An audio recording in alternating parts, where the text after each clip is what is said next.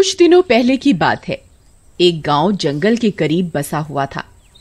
जंगल के करीब बसे हुए होने की वजह से वहां के जंगली सुअर अक्सर उस गांव में घुस जाया करते थे और गांव वालों के खेतों को नुकसान पहुंचाया करते थे। भाई, ये जंगली सुअरों का आतंक तो अब बढ़ता ही जा रहा है। हमें इन्हें रोकना होगा, नहीं तो ये हमारी सारी खेती यूं ही बर्बाद करते रहेंगे। भाई, मेरे पास एक तरकीब है। क्यों ना हम उस रास्ते पर एक लोहे की बाड़ बना दें, जहाँ से अक्सर जंगली जानवर गांव में घुसते हैं। अरे मुरारी भाई, तुम्हारा दिमाग खराब हो गया है क्या?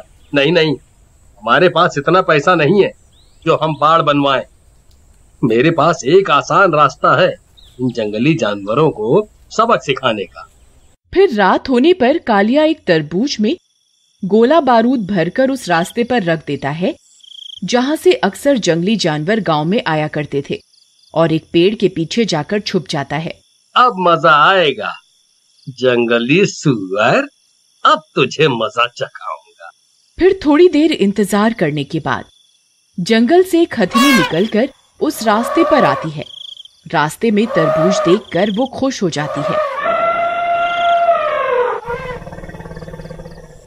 अरे अरे नहीं नहीं, ये तरबूज तो मैंने जंगली सुअर के लिए रखा था। ये हथनी कहाँ से आ गई? मुझे इसे रोकना होगा। फिर वह हथनी की ओर दौड़ता है, लेकिन उसके वहां पहुंचने से पहले ही वो हथनी उस तरबूज को खा लेती है। तरबूज खाते ही उसके मुंह में जोरों का विस्फोट होता है और हथनी का मुंह बुरी तरह से जख्मी हो जाता है। हथनी दर्द के मारे जोर जोर से चिल्लाने लगती है और इधर उधर भागने लगती है।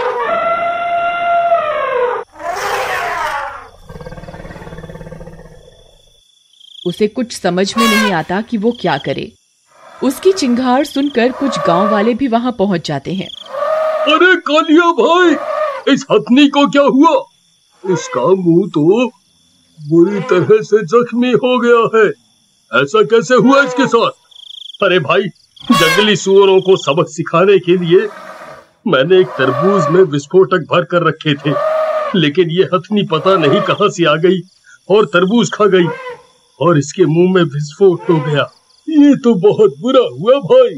हमारे गांव में सदियों से इन हाथियों को पूजा जाता है और आज हमने उसी पूजनीय हाथी की ये क्या दुर्दशा कर दी।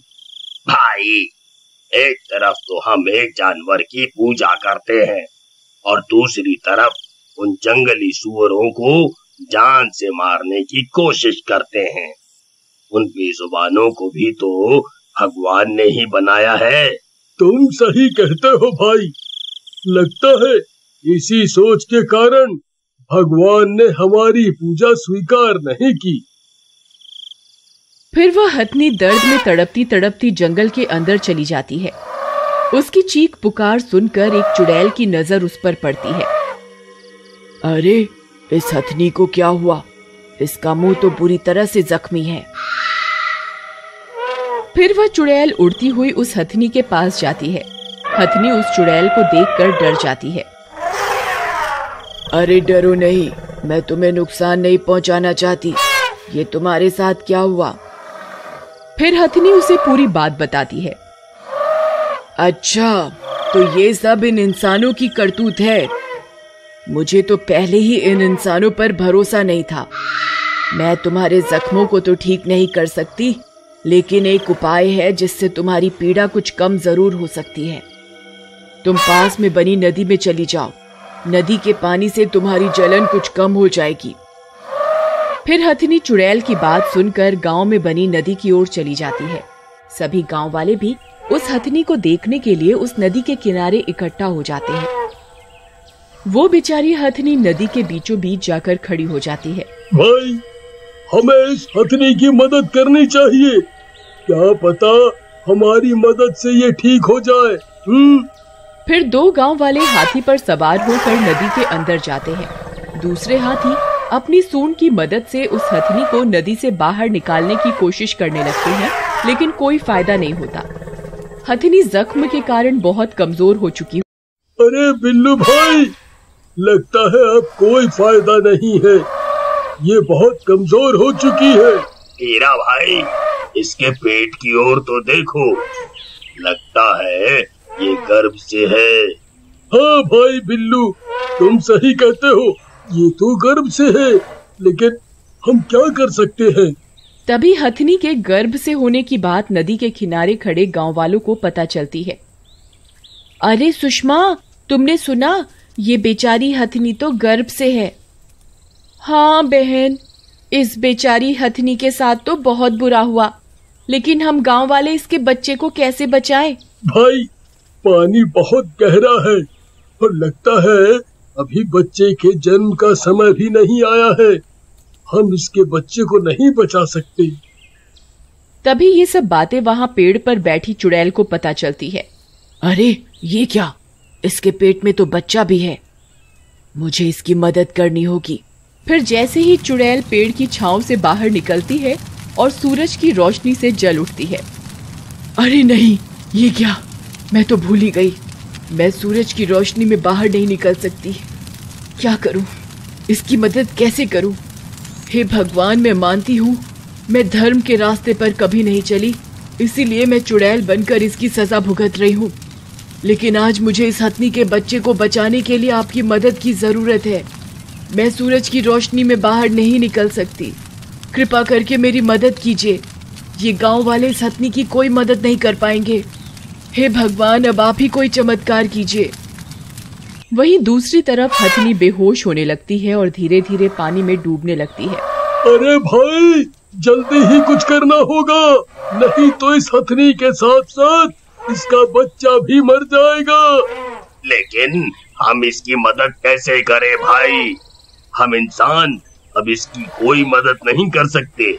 फिर बिल्लू और हीरा हाथियों की मदद से उस हथनी को पानी से ऊपर रखने की कोशिश करने लगते हैं, लेकिन कोई फायदा नहीं होता। वो हथनी पानी में और डूबने लगती है। हीरा भाई, कोई फायदा नहीं हो रहा है, हम इसे नहीं बचा पाएंगे। ये तो पानी में ही डूबती जा रही है, अब क्या करें? ये सब देखकर कालिया को बहुत दुख पहुंचता है, क्योंकि ये सब उसी की वजह से हो रहा होता है। हे भगवान, ये सब मेरी वजह से हुआ है।